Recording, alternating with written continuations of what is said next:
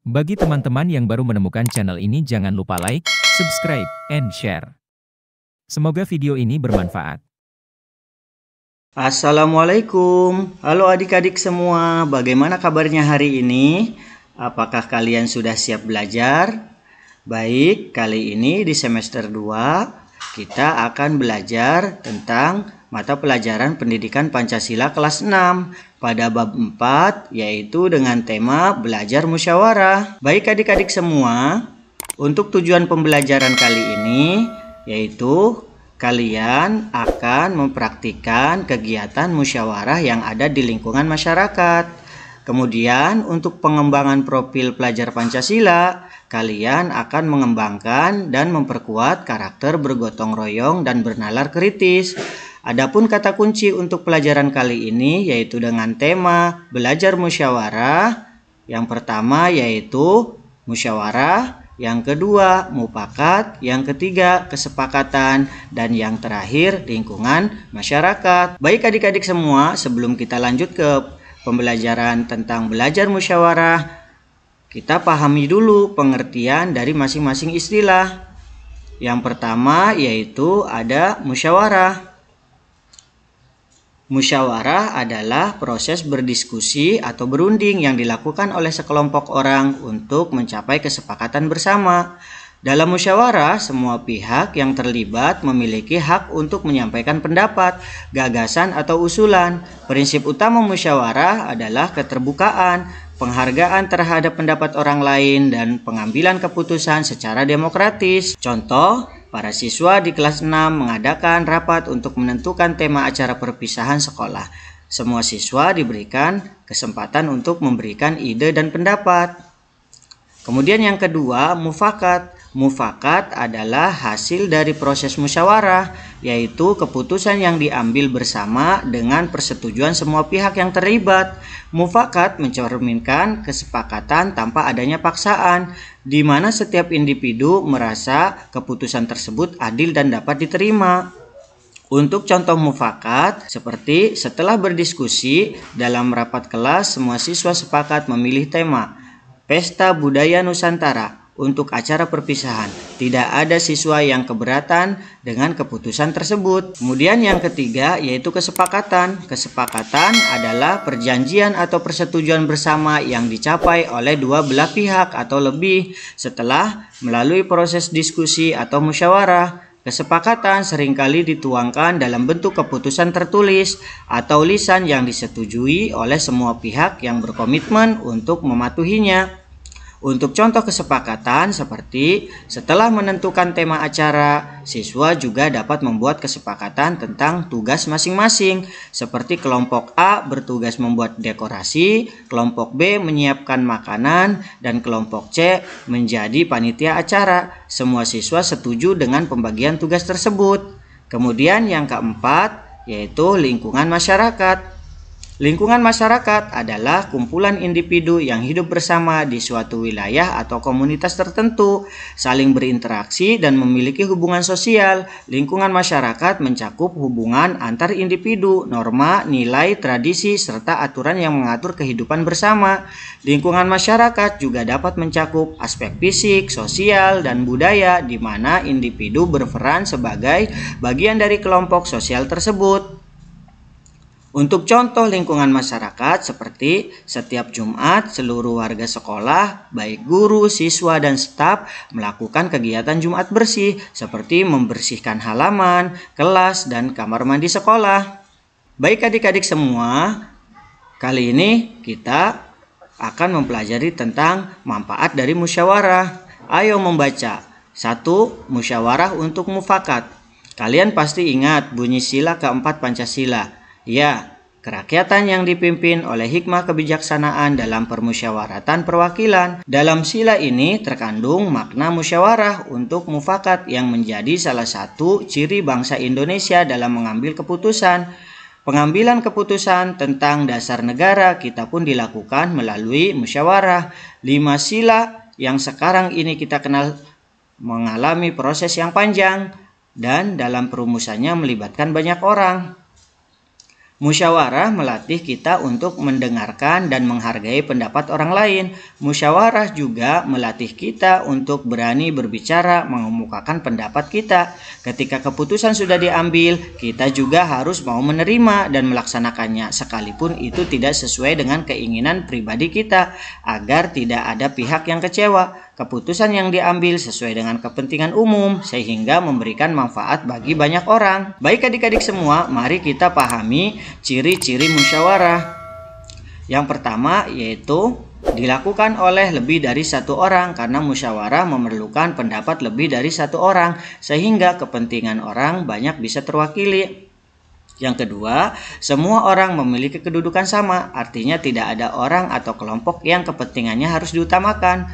Dalam musyawarah, semua kepentingan sejajar, jadi keputusan diambil berdasar pada kepentingan orang banyak. Yang ketiga, semua orang boleh berpendapat karena memiliki kedudukan yang sama, tidak ada pihak yang dilarang untuk menyampaikan pendapat. Yang keempat, musyawarah mufakat berarti keputusan dilakukan melalui diskusi. Dalam diskusi ini akan dilihat manfaat dan kerugiannya. Jika diskusi yang dilakukan tidak menghasilkan suatu mufakat, cara terakhir yang dilakukan adalah pemungutan suara. Suara terbanyak menjadi keputusan bersama yang harus diterima seluruh anggota. Baik adik-adik, kita lanjut. Musyawarah dapat dilakukan di berbagai lingkungan, bisa di lingkungan rumah, sekolah, tempat kerja, dan masih banyak tempat lainnya. Contoh musyawarah di keluarga adalah membagi tugas membantu orang tua di rumah, menentukan tempat liburan, dan memilih warna cat tembok rumah. Contoh musyawarah di sekolah adalah pemilihan ketua kelas, pembagian kelompok, dan kegiatan program sekolah. Sementara itu, musyawarah di masyarakat contohnya merencanakan penggalangan dana dan waktu untuk bekerja bakti. Baik adik-adik semua, berikut ini adalah salah satu contoh gambar di mana beberapa orang bermusyawarah. Ketika seseorang berbicara, maka yang lain mendengarkan. Baik adik-adik, kita lanjut ke tugas 1, di mana semua adik-adik harus mengerjakan tugas 1 ini. Yang pertama, salin dan lengkapilah gambar kerja berikut ini di buku tulis kalian. Tabel 4.1, lembar kerja musyawarah. Nanti adik-adik semua silahkan tulis nama dan kemudian tanggal pengerjaan tugas. Pertanyaan pertama, apa yang kalian ketahui tentang musyawarah? Silahkan adik-adik dijawab untuk jawaban adik-adik sesuai dengan pemahaman adik-adik. Kemudian yang kedua, apakah kalian yakin bahwa musyawarah selalu bisa menyelesaikan masalah? Silakan adik-adik bisa mengisi, untuk jawabannya bisa variasi sesuai dengan pemahaman adik-adik. Kemudian yang ketiga, coba ceritakan contoh masalah bersama yang ada di lingkungan tempat tinggal kalian. Bagaimana cara masyarakat menyelesaikannya? Ini pun adik-adik harus menjawab berdasarkan pemahaman adik-adik dari materi yang sudah dipelajari. Dan jawaban bisa bervariasi sesuai kemampuan adik-adik. Dan yang terakhir, apakah seorang yang masih muda seperti kalian boleh mengemukakan pendapat dalam musyawarah di masyarakat? Berikan alasannya. Kemudian adik-adik juga harus menjawab pertanyaan ini dan jawabannya bisa bervariasi sesuai dengan pemahaman adik-adik. Berikut ini adalah contoh jawaban yang bisa dijadikan referensi oleh adik-adik semua. Kakak berikan contoh jawaban untuk pertanyaan pada tugas 1 tabel 4.1 dengan pertanyaan, apa yang kalian ketahui tentang musyawarah? Maka adik-adik bisa menjawab ini sebagai referensi. Silahkan untuk jawabannya bervariasi dan bisa dijawab sendiri sesuai pengetahuan adik-adik. Kakak berikan contoh, yaitu jawabannya adalah musyawarah adalah proses berdiskusi bersama untuk mengambil keputusan yang melibatkan banyak pihak. Dalam musyawarah, semua peserta diberi kesempatan untuk menyampaikan pendapat dan gagasan dengan tujuan mencapai kesepakatan bersama. Musyawarah mencerminkan nilai-nilai Pancasila, terutama sila keempat, yaitu kerakyatan yang dipimpin oleh hikmah kebijaksanaan dalam permusyawaratan perwakilan. Silakan adik-adik bisa jadikan referensi contoh jawaban yang kakak berikan agar adik-adik tidak kesulitan dalam menjawab. Kita lanjutkan ke pertanyaan yang kedua. yaitu apakah kalian yakin bahwa musyawarah selalu bisa menyelesaikan masalah? Silakan adik-adik bisa menjawab berdasarkan pengetahuan adik-adik. Berikut kakak berikan contoh referensi untuk jawaban pertanyaan yang kedua, yaitu musyawarah seringkali dapat menyelesaikan masalah karena melibatkan banyak pendapat dan dilakukan dengan cara yang adil serta bijaksana. Namun tidak selalu semua masalah bisa diselesaikan melalui musyawarah. Hal ini terjadi jika 1. Ada pihak yang tidak mau bekerja sama atau memaksakan kehendak. 2. Keputusan yang diambil tidak diterima oleh sebagian besar peserta musyawarah. Yang ketiga, masalah yang dibahas terlalu rumit atau membutuhkan keputusan yang cepat. Baik adik-adik, untuk pertanyaan yang ketiga, yaitu coba ceritakan contoh masalah bersama yang ada di lingkungan tempat tinggal kalian. Bagaimana cara masyarakat menyelesaikannya? Berikut kakak berikan contoh referensi jawaban agar adik-adik mudah dalam menjawab pertanyaan. Yang pertama yaitu contoh masalah. Contoh masalah bersama yang sering terjadi di lingkungan tempat tinggal adalah masalah kebersihan lingkungan, seperti adanya tumpukan sampah yang tidak terkelola dengan baik sehingga menimbulkan bau tidak sedap dan menjadi sarang penyakit. Kemudian untuk jawaban cara masyarakat menyelesaikannya yaitu 1. Mengadakan musyawarah warga-warga, mengadakan pertemuan atau musyawarah di balai RT RW untuk membahas masalah sampah tersebut. Dalam musyawarah, semua warga diberikan kesempatan untuk menyampaikan pendapat atau solusi.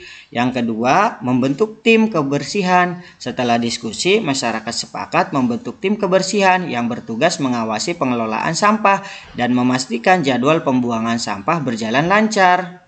Kemudian jawaban lanjutannya untuk cara menyelesaikan yaitu nomor 3, gotong royong membersihkan lingkungan. Warga sepakat mengadakan kerja bakti rutin, misalnya setiap minggu pagi untuk membersihkan lingkungan bersama-sama. Kemudian yang keempat, menyusun peraturan lingkungan. Warga membuat kesepakatan tertulis seperti aturan tentang waktu pembuangan sampah, denda bagi yang membuang sampah sembarangan, dan langkah-langkah pengelolaan sampah seperti mendaur ulang. Dan yang terakhir yaitu nomor 5, bekerja sama dengan pihak terkait jika masalah cukup besar. Warga berkoordinasi dengan pemerintah setempat seperti kelurahan atau dinas kebersihan untuk mendapatkan bantuan fasilitas seperti tempat pembuangan sampah sementara atau kendaraan pengangkut sampah. Kita lanjut ke pertanyaan nomor 4. Apakah seorang yang masih muda seperti kalian boleh mengemukakan pendapat dalam musyawarah di masyarakat? Berikan alasannya. Silakan adik-adik jawab pertanyaan ini sesuai dengan pengetahuan adik-adik berdasarkan materi yang sudah disampaikan. Berikut kakak berikan contoh referensi jawaban yang bisa digunakan oleh adik-adik semua. Yang pertama yaitu alasan. 1.